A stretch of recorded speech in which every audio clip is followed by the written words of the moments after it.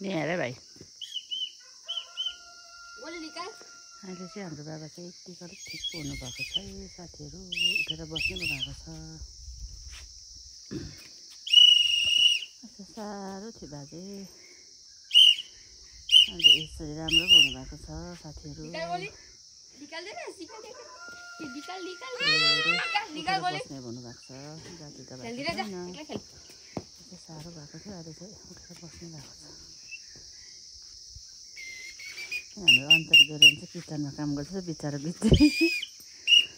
यहाँ हाम्रो नाति चाहिँ औ पठाक पठाक भाइ के पो नाम त होइन हो आरब नाम बिगाएर केही छैन पठाक कि पठाक भन्छ यहाँ हाम्रो नगर न बाजे भक्कै लाग्छ दामी घाम लागिरहेको छ अब आज चाहिँ हामी जाने आइतबार भोलिदेखि छ हाम्रो बहिनी चाहिँ खाना बनाउँछ बाबालाई बाजे त अहिले धेरै राम्रो भएको छ उठेर बस्नु सक्छ यस्तो साह्रो भएको थियो धेरैदेखि त फेरि धेरै सन्चो हुन थाल्यो